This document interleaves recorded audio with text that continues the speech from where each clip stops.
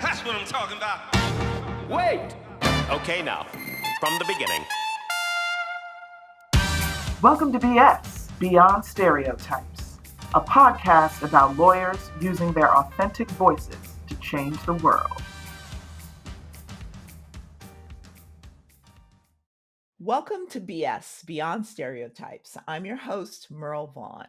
Here to BS with me today is Megha Parekh, whose story I find fascinating and who will no doubt inspire all of you to embrace your authenticity. Hi, Megha. How are you? I'm doing well. How are you? Good, good. So let me just tell our audience a little bit about you. Your title is Senior VP and Chief Legal Officer for the Jacksonville Jaguars football team. You attended Harvard undergrad and finished in 3 years. No overachieving there. Um, Attended law school at Harvard as well, and then started out of law school at Proskauer as an M&A and finance lawyer. And I think you were there for about 3.5 years. Did I miss anything? Nope, that's it. Cool. So, and I should also add that you are the head of legal for the All Elite Wrestling team as well. So, Yes, I mean, there is so much to unpack here that I just would love to just jump right in. Is that okay with you? let's do that. That's how I like to approach most things. So that's perfect. Awesome. So, I guess my first question for you is can you just give us a little idea of where you grew up, how you were raised, and how that helped form who you are today?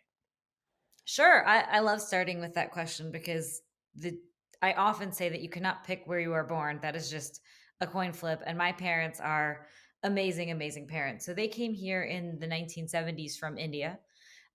Love to tell my brother and I constantly about how they had no money when they came here and didn't know the language, but just had to figure things out. So they first came here, moved to Hoboken, are flummoxed by the gentrification that's happened because all they wanted to do when they came here was leave.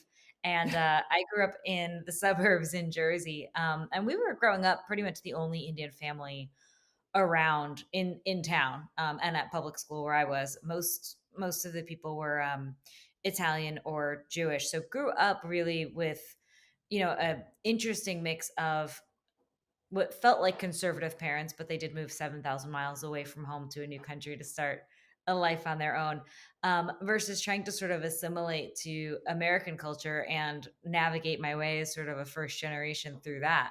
My parents always emphasized, and still to this day emphasize, education. So I have an older Hmm. brother. It was tremendously important to them that we both were educated, both planned on going to college, and then both got some sort of postgraduate degree.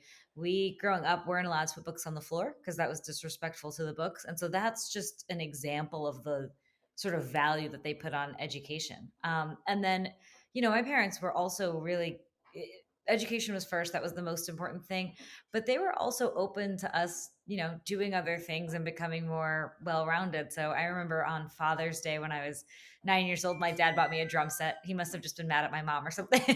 But they did buy me a drum set. They both encouraged me to play guitar, to dance. And then they realized that I didn't necessarily like doing things that were quote unquote traditionally feminine. It was an adjustment, but they did come around to embrace that as well. So I grew up helping my dad remodel all parts of the house, and my brother would be the one helping my mom in the kitchen cooking, and he's still a great cook to this day.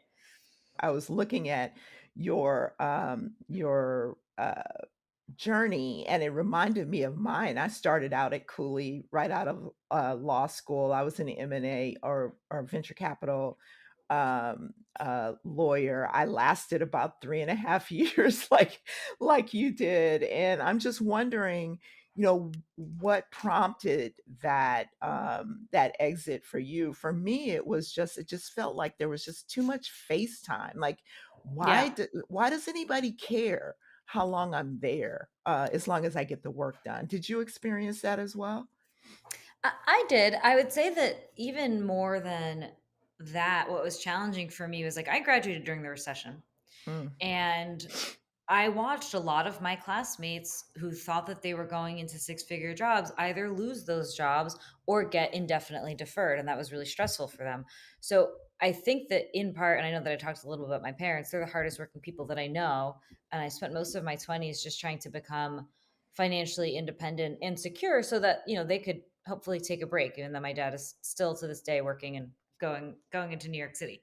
Um, but I probably, I approached it how I approached it, and I don't necessarily have regrets, but I worked a lot and I burnt out by the end of it. Mm. I did, and I didn't really recognize that until later. But I was so concerned about making sure that I was doing a good job, making sure that I kept my job, um, especially at a time when I knew there wasn't a lot of transactional work going around. That I probably went a little bit too far and worked a little bit too much. The other thing that I'll say is that there was just no it really so what I just said about I will work anytime, but I won't work all the time. I was working anytime and all the time at the firm. Mhm. And just depending on the partner, sometimes they were as good as anybody could have been to an associate. I really genuinely believe that. Like there was nothing that Proskauer could have done to keep me, but I don't have breaks in my own personality. And so when you add in then New York City and then you add in law firm life, it just meant that I was working all the time.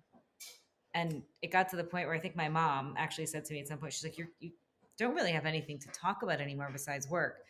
And that was really like striking to me because like when your own mom tells you that you've gotten boring, like that you've probably gotten a little bit boring. But yeah, and the other thing that I saw was that most of the actually I'd say most, I can't think of any off the top of my head, most of the male partners had stay-at-home wives. And I Mhm. remember looking and thinking, I don't know that anyone's going to be my stay-at-home wife. And so I don't know how this model is going to work if what I want is to have a family at some point and to have kids and to have a true partner. It doesn't seem like this professional services environment is necessarily tailored for that. And so does it feel like professional sports allows that? It's gotta be stressful in its own way. It is stressful in its own way, but people generally do work less. Some of that's a function of just, there's times of year that are very intense, right? Like right now with free agency or the draft coming up, but there's also times of year when it's lighter and more quiet. And in general, just in Jacksonville, I would say that putting aside COVID, which has probably been the most busy that I've been since I started, unless there's something specific going on with an event, like most people tend to leave the office no later than like 6. Mm. A little bit different on the football side, just if you're, a coach and it's the middle of the season, of course. But for the most part, there's a much greater work-life balance and sort of desire to enjoy a quality of life overall. So I would be remiss if I did not ask you this question. My husband Jeff is a huge football fan. Actually, he's a diehard Washington football team Okay. fan. But he said, okay, so make sure you mention that you know that they have the first pick in the draft. Yes, we do, which means that we had a really, really, really tough season Horrible this season. past year. But yes, we have the first pick in the draft. We also have a new head coach in Urban Meyer, a new GM in Trent Baalke, who's been in the league for years, and Urban and Trent's leadership, honestly, it's really incredible. After coming off of a rough season, they've immediately flipped the switch and the organization is totally energized. Coach Meyer actually took time to address the business staff last week. And, he's really just his experience and leadership and thoughtfulness about how he approaches leadership are exciting to be around. There's a lot to learn from him, and I'm excited to be able to work with him. Now, and so speaking of which, will you or are you involved in any of the draft negotiation or the free agency negotiations? So the player contracts, because they're part of a union, I think that sometimes people look at what the lawyer for the football team does and they think player contracts. The player contracts are actually one of the easiest things that we do because they're part of a union Mm. and the contract is collectively bargained. It's a standard form. So really, they're just negotiating over numbers for the most part, but that's it. And so the more complicated deals actually come when we have like unique sponsorship activations or, we have contracts with vendors of everything from a pyro company to a guy who does stunt rigging for our mascot. And so it's actually not necessarily the player contracts that are interesting, but a lot of the other things that we undertake are. And then similarly on the wrestling side, like the talent, we tried to make a reasonable form. The talent don't negotiate all that much. It's some of the other things like our TV deal with Warner Media that have been really interesting to work on in the last Hmm. year. Naming rights, this past year really has been consumed as it has for everyone with COVID protocols and trying to keep people safe. And thankfully, a year later, even though it was scary at times, and it's interesting being in Florida for sure, relative to other parts of the Right. country, we've had events with fans Hmm. um, since August, and there has been no known transmission at the facility either on the wrestling side or on the football side, amongst fans, Amazing. amongst staff, or otherwise. And so we're really careful about it. I was concerned in August about really wanting to make sure that we were doing the responsible thing and keeping people safe, and so far it has been. And then more than that, what's been great is knowing that people really needed to get out and needed something to do and needed something to help keep themselves sane, and hopefully we're a small part of giving them entertainment and keeping them happy. Amazing. So you said earlier that you weren't always the typical girl, and didn't necessarily like the girly things. Do you actually like sports? I do. I really do. And so for me, I'm introverted generally. And so I need something to be able to connect with people. I'm just not very good at like the kind of people that can walk into a room and just be a cold networker and make the other person feel like warm and welcome and enjoy the conversation and engage. That, just to be totally honest, that's just not me. Like I just can't See, do it. that's If I walk into a shocking. room full of if I walk into a room full of people, I want to go stand in the corner by myself for the most part. And so I need something to be able to connect with people. And I would watch my older brother. He is that. He's that sort of naturally warm person. We joke that he's sort of like the mayor Hmm. of the town that they're in, and he would often use sports as a way to talk to people. So I remember we were going to like get a new car as a family or something. My brother and I were sitting there bored in the waiting room, and I just see my brother walking around talking to all of the other adults that are sitting around about the hockey game and whatever else was on at the time. And I remember thinking, okay, that's, it's interesting. Like, that's a good way for me to, one, spend time with him, but two, to be able to connect with other people. So it's easier for me to start a conversation with someone if we're both sitting there watching the Yankees than it is just to start a conversation with someone. And then it was the same about music. And this was a way Hmm. for us to really assimilate into American culture as well, or learn about it. I grew up and I loved, and one of my neighbors played guitar. But I loved sitting there listening to him sit on the couch and play. And so I started playing, and I would sit and listen to everything from Bon Jovi, fulfilling stereotypes, not going beyond them of a Jersey girl. Um, but everything from Bon Jovi to Elton John to Elvis, and then that's one of my most favorite things in the world, is just to be able to go to concerts and listen to music. So this past year has been strange because normally I was getting to about 40 shows a year, and Wow. this in the last 12 months now I've been at one. Wow. And so do you guys have shows at your stadium? So we did, and we did actually have a couple huge tours planned to come through last summer. They were postponed to this summer, so we'll see what happens. And then we had an amphitheater that hosts concerts every year, but the amphitheater is actually where the wrestling show has been parked since last March. Hmm. And so we're filming the show out of there and have not had concerts, but hopefully will in the coming months. So have you met anybody really interesting? Any famous musicians? And do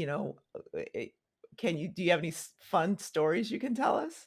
Yes, my goodness, I am the most boring person that I interact with. Um, there are so many, and I don't really have, despite what I just said about being an introvert, for whatever reason, I don't have too much like celebrity starstruckness, because I sort of just feel like, well, I can talk to anybody, or everyone's made out of the same stuff. Um, Exactly. but so look, I will say that there's not even just some people. Like, the most interesting person that I've honestly ever met is Shad Khan. I've not ever met someone who is so sharp and knowledgeable about any topic, whether it's cars, which is his main business, or shoes or wine or anything else. He's just one of the most learned people I've ever been around. And you can tell it's because he's very intellectually curious and also capable. But so Hmm. he's always prepared. He knows about nearly every topic, and it's really fascinating to be around him and to watch him work. And his son, Tony, who takes after his dad and is running the wrestling business and has grown that company throughout a pandemic, which is remarkable. Um, but yeah, I mean, I got to meet when I was a kid, Poison came and played at a really small club near me, and I was a very, very good kid for the most part. But I remember sneaking out to go to Birch Hill to go see Poison play, and they came through Daly's place, and they were fantastic. So I grew up loving hair metal, which is also silly. Mhm.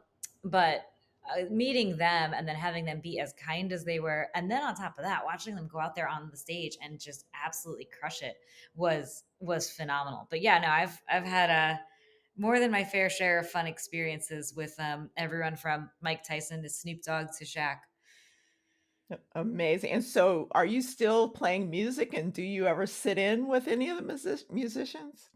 So the night before Daly's Place, which is what our amphitheater is called, opened, me and a few other employees actually went out there, plugged in, and did a sound check. Uh, So we were technically the first people to play out there. But no, look, I stopped playing guitar for about 10 years just because of college and law school and work, and picked it back up again in 2015.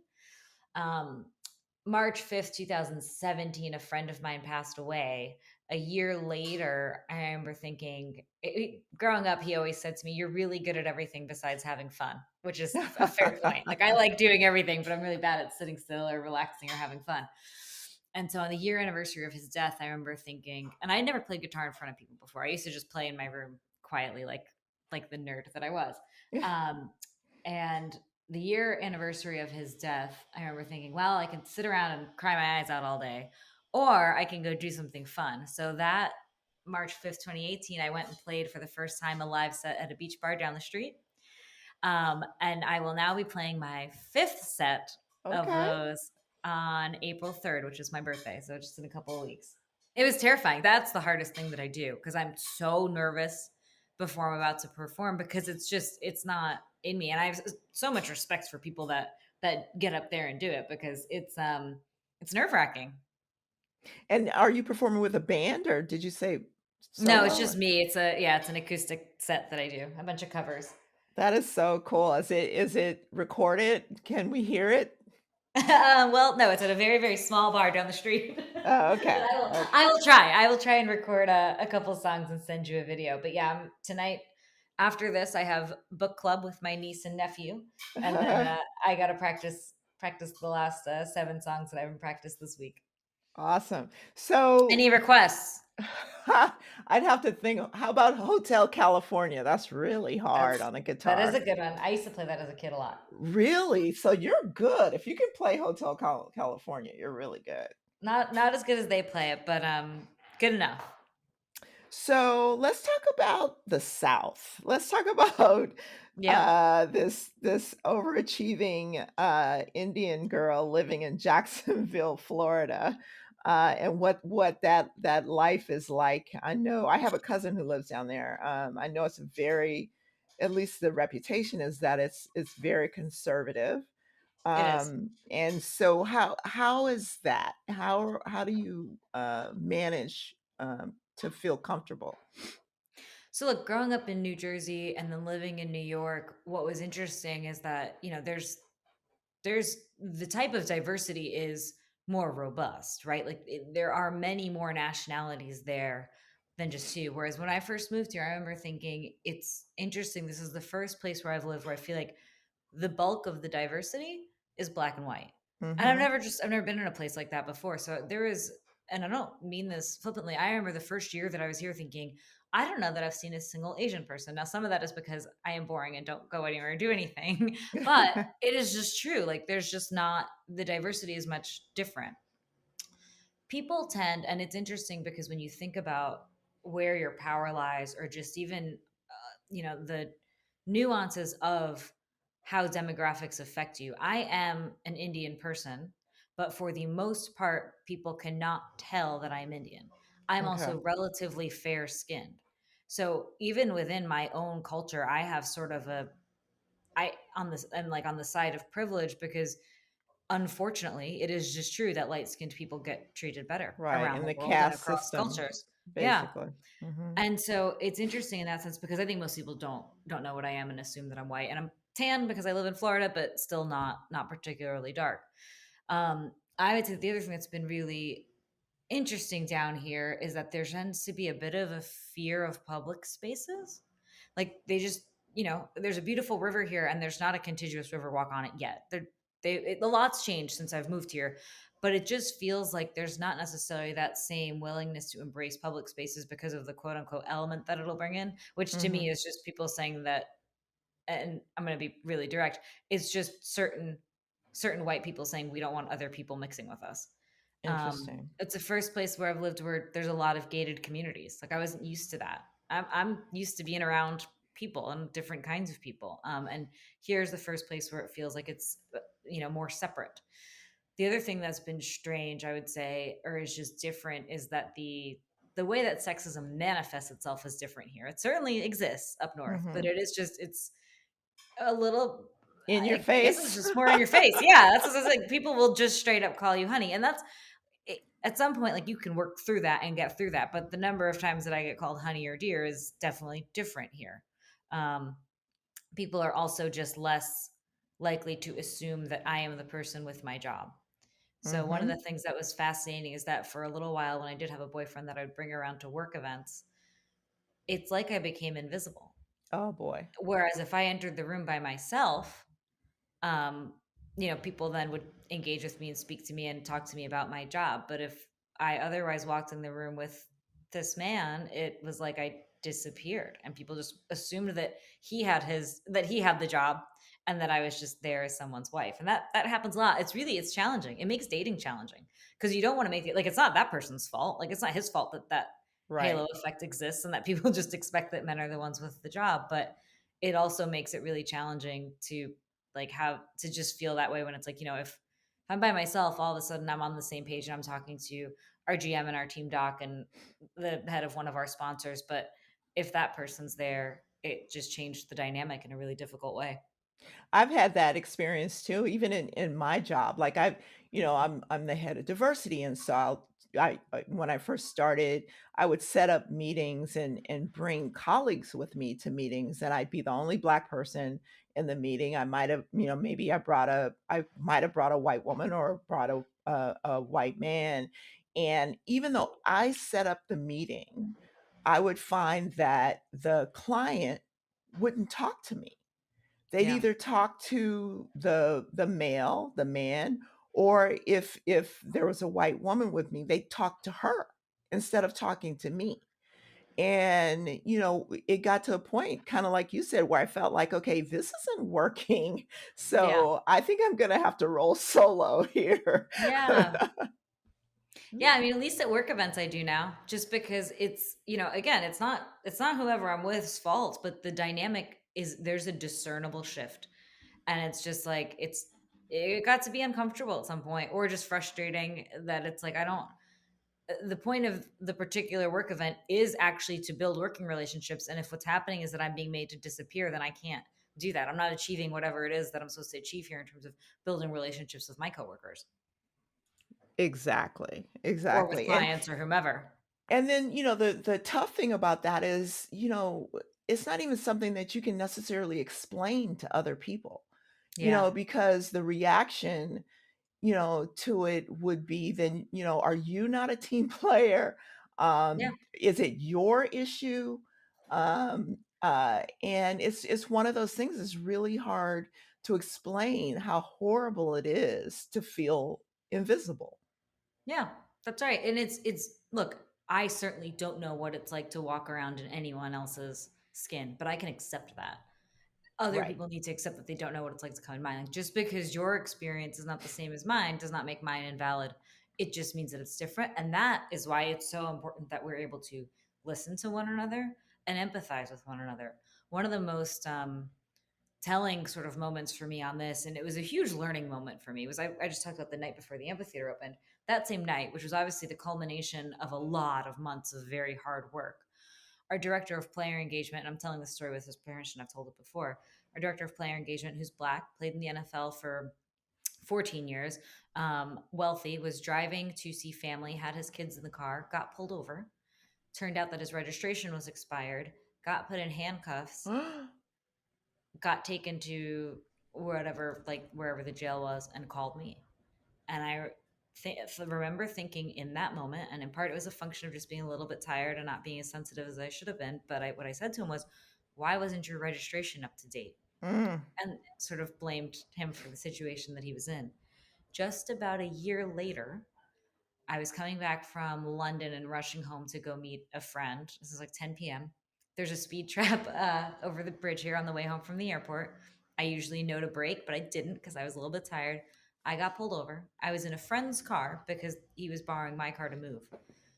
The officer comes over to a girl who's clearly exhausted looking from flying all day in a car that's not hers, cannot find the registration of the car, goes and grabs my license and he goes, "Do you know that there's a hit on your license?" I said, "Why?" He goes, "Your registration's expired." And he goes, "All right, sweetie, I'm going to give this back to you. I shouldn't Mm. be letting you go, but go home and get that taken care of as soon as possible." And in that moment, I was like, wow. I was like, that is just not fair. Like, what happened to Marcus is just not fair. Because it should Right. not be that I'm in a car that's not even mine, fumbling around looking for stuff in a glove box, and nothing happened. And I got told to go home and get it taken care of as quickly as possible. And, he got put in handcuffs. Like, it was just such a stark realization for me that, like, don't be so quick to judge that. And look, yeah, both of us should have not let our registration expire, Right. to be clear. But that is just not his fault of what happened to him. And I should have had way more empathy for him than I did in the moment. And we talk about it to this day.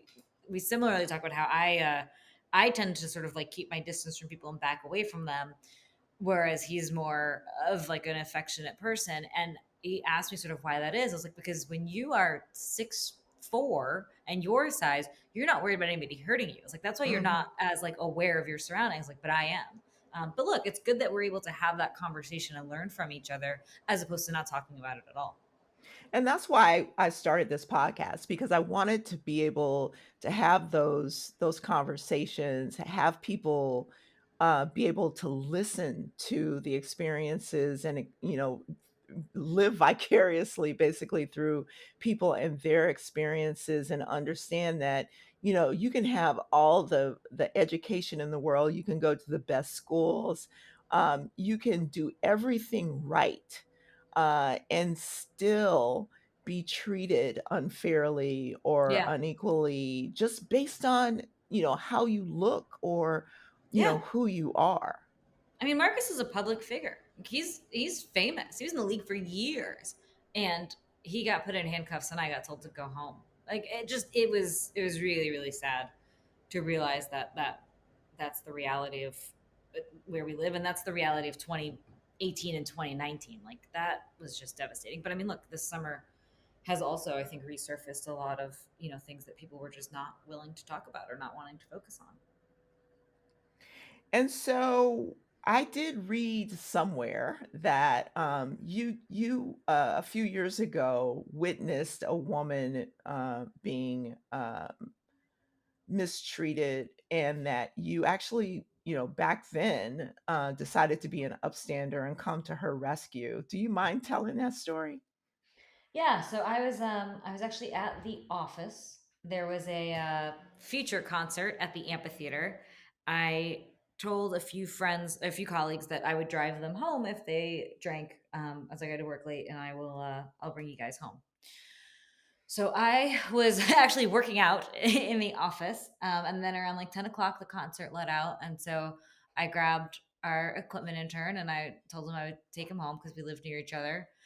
So he's sitting in the car with me, and we pull out of the stadium, and I'm in neon colored workout clothes. And I'll explain why that matters in a minute. But we stopped at a traffic light. The windows are down. It's a nice day, and I saw just out of the corner of my eye, like what didn't look quite right. Like, it was jarring in the first instance. Was like, I can't be seeing what I'm seeing, but it looked like a man hitting a woman with a bottle of vodka.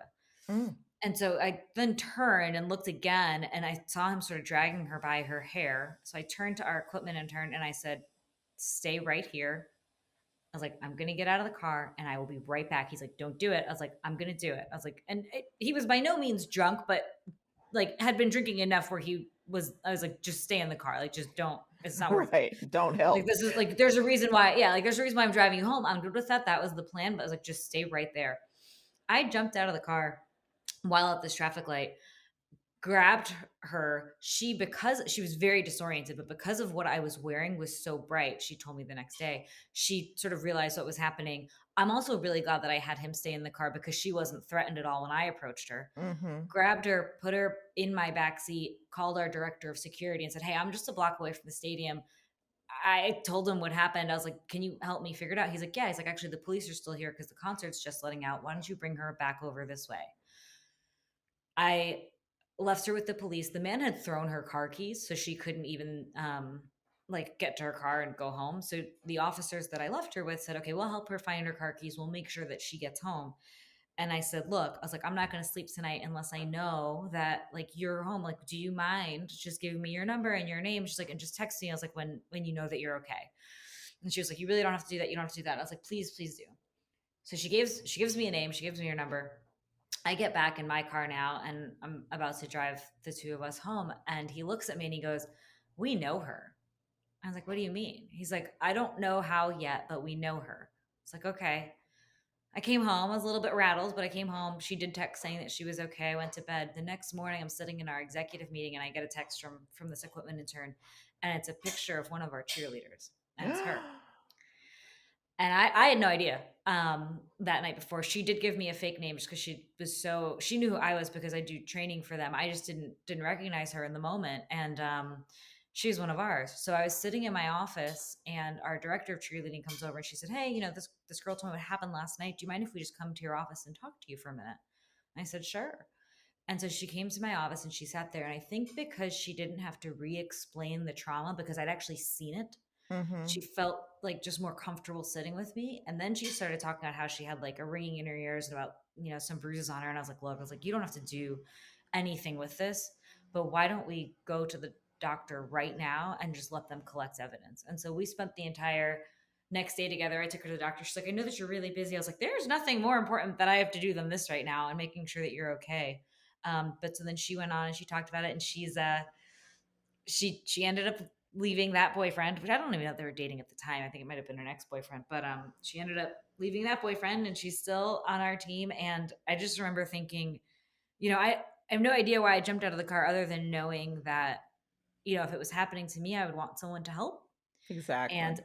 I'm so, so glad that I did because I can't tell you that I necessarily would have, but for this, I ended up in a relationship that wasn't particularly good. And I remember there were many moments where I thought, man, I just wish that like someone would help me get out of this. And a boyfriend after that one said, he's like, "What you went through was really unfair." He's like, "But what's going to happen is that you're going to figure out a way to help other people based on your experience." And that always resonates with me because it's like, yes, like we all go through some tough times, but his perspective was so great. And that I jumped out and helped her is probably just a function of the fact that if that was me, I would want someone to help. But there was no real good thought that went into it at all. Right. um, It was but just yeah, instinct. yeah, no. But sometimes if your instinct's telling you to jump out of the car, jump out of the car. And sometimes your instinct tells you to stay in the car, and you should stay Yep. in the car. Yeah. But I'm glad you were willing to tell that story because I think it's especially these days, we're all talking about, not being bystanders and being an upstander and figuring out, how you can help someone who in the moment and when they need it. And I think that's a great illustration of that. It's funny because I wrote down the word cheerleaders a while back because I wanted to talk about cheerleaders. And since you brought up that she was one, I understand that the NFL is going to start having male cheerleaders. I mean, are you guys thinking about do that? I know there's been a lot of controversy about sexism and harassment and all that in the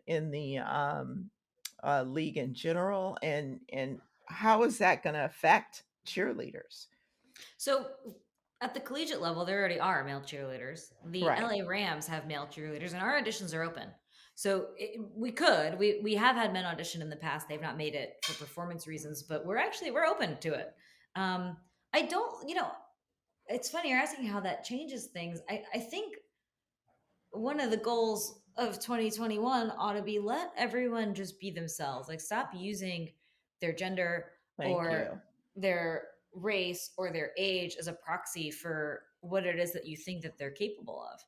Like that ought to be dismantled. Like judge people based on the quality of who they are and what they're able to provide, and not what you assume based on what they look like. And so look, I think that it's going to change it for the better. And it's strange to me that like there's a conflation sometimes, I think, of human rights and politics. Like people act as though equal employment opportunity is somehow a political issue. Is not. Right. Like there's It's a nothing to be human issue. debated there. Yeah. We had our manager of HR posted on International Women's Day last year. Um, and it was her at the stadium. And she got a comment on social media that was like, just talk about football, stop talking about like women's rights. And it's like, she was like, should I take this down? Is it controversial? It's like, no, it's not controversial to advocate for the fact that it is true that women work at a football team. Some of the women are cheerleaders, not all of them. And it's interesting. It's like the most flattering and frustrating question to get at the same time when people like ask who I work for. I tell them, and then many people's first question is, "Are you a cheerleader?" It's like, I Right. appreciate that you think that, but I'm not capable of being a cheerleader, actually. um, Last year at one of our games, one of our fans that I was walking by said, "You should be a cheerleader," thinking that that was a compliment. And I remember turning to him and I said, "Actually, I'm just a lawyer." So Good for you. Good for you. So that brings up the gender, situation, and I know that things are coming around, there are now, referees who are, female, there are coaches who are female, how is that playing out, on your team? yeah, so we make an active effort to constantly monitor what it is that our demographics at the company are. So we Mhm. just, I think, constantly monitoring it, making sure, because you may think that you're doing well and then actually not be doing as well as you think that you are. Exactly. Um, and then I really, really fight hard to make sure that we post for every job, even if we think we know someone for it. The worst case scenario is that you waste a day. Who cares, right? That's fine. Like it's not like hiring's going to be that quick, but I really try to post for every job because that's the only way where you're going to start having diverse candidates. The referral network really helps keep just the same people cycling through team after team after team. And I don't think that's good for the organization. I don't think it's good for diversity as a whole. Our director of diversity and inclusion, just on Monday, we were reviewing the plan that she was putting in place for helping us achieve greater parity across demographics in terms of pay, and also just so not just roles at the company, but also pay. And so I think that constant reflexive evaluation is important. And then structurally posting and hiring slow so that you give non-traditional candidates time to emerge is really critical. And that's a really difficult thing because managers always want to hire as quickly as possible because they think they're going to drown and not be able to do their jobs without the role being filled as quickly as possible. But hiring slow, I think, is critical towards achieving greater diversity. And then we in 2016, I want to say, was the first time that we did it.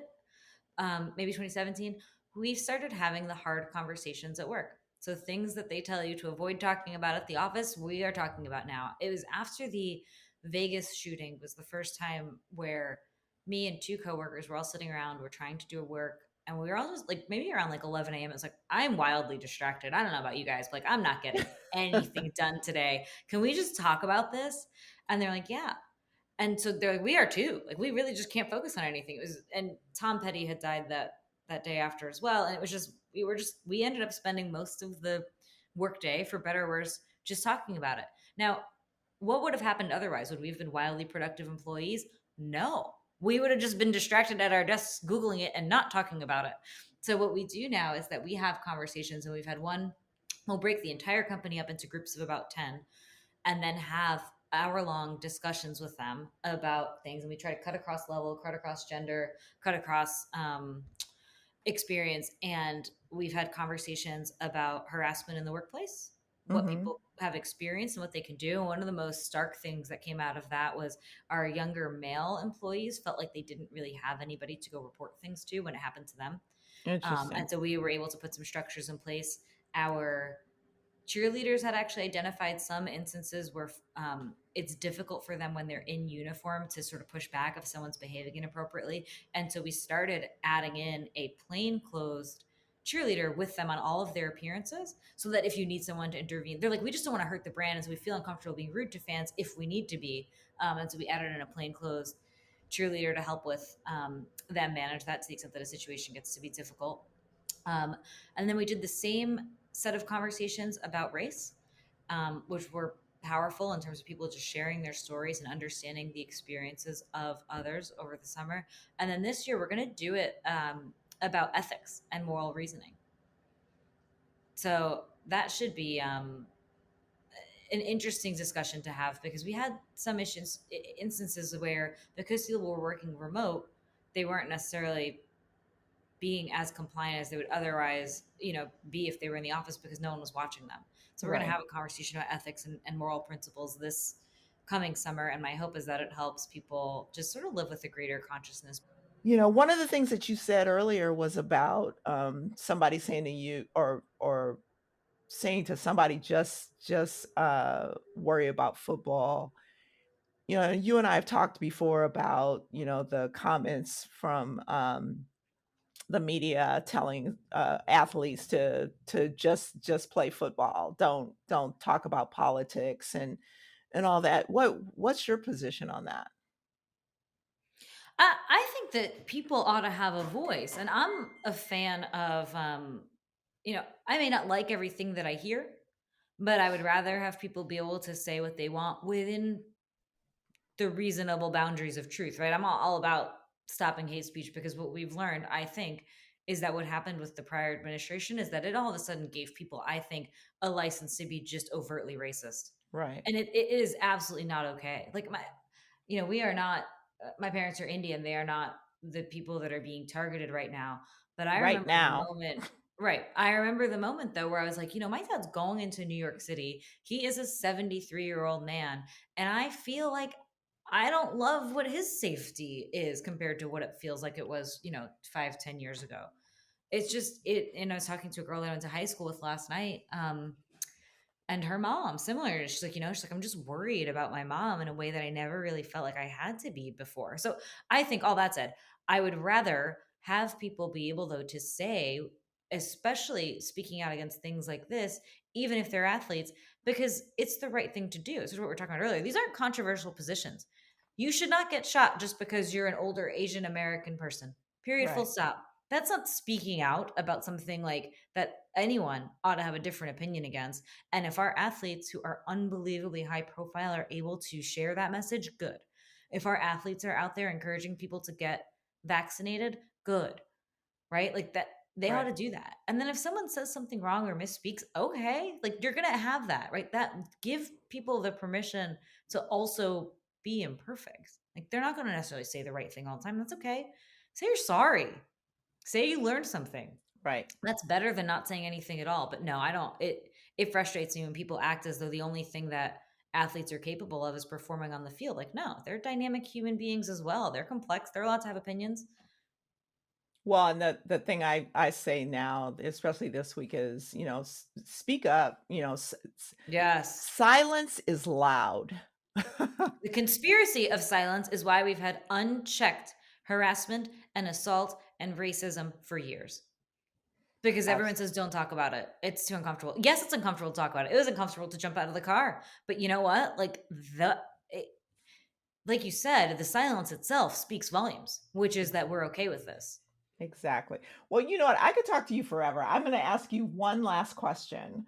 Sure. And it's a question that I pretty much, well, I want to ask you two more questions. One, what do you feel makes you uniquely you, and what about you would you not want? I mean, obviously you're not going to give up yourself, but what is one thing that you just hang on to that makes you uniquely you? So everyone's unique. I would say that what I've learned about myself over the last 12 months, which has been hard at times, but certainly not as hard as it's been for other people, is that I genuinely feel like I'm at the point where I had to learn this past year how, and I'm a planner and I'm organized and I'm proactive, when you cannot do those things because the world is constantly shifting around you, can you be agile and adapt? Yep. And I feel like that's really, in this moment, that's a skill that I really had to work on adjusting this year, I feel like I can. And I also feel like at this point, and I don't mean this in any look, people are different. I feel like, and I'm very glad to be, a lot of people's anchors. So like when other people are upset or hurting or need help, they come to me, and I'm glad for that. I totally can understand that, being that person. And one of the things that people ask me, what have I learned this year, or this past years, or what have I tried to do this past year? And I tell them, because I like keeping it short and sweet. And I just say, look, I've been trying to perfect resiliency. Yeah. That's my goal, is to figure out how to perfect resiliency, because you cannot control what comes your No. way. So, and really in life, the only thing only person you can control is you, and really the only thing you can control is your reactions to the things that are thrown Right. at you. Well, I am so glad, and thank you so much for being here to BS with me today. And thanks to everyone for listening. And do you have one more thing do you have any like parting words you want to give us? Oh gosh, that's a lot of pressure. No, I'm going to actually echo something that you said, which is that it's time to speak up, because the silence speaks volumes in and of itself. Find your voice and use it where you need to help other people. Thank you so much, Megha, for being here with us today. I promise I'm going to check in on you. And until the next episode, everybody, remember that everybody is different and different is good. Hit it! That's what I'm talking about. Wait! Okay, now, from the beginning. We hope you enjoyed the stories shared in today's episode of BS, Beyond Stereotypes. Join us next time when another authentic personality unleashes their uniqueness on the world.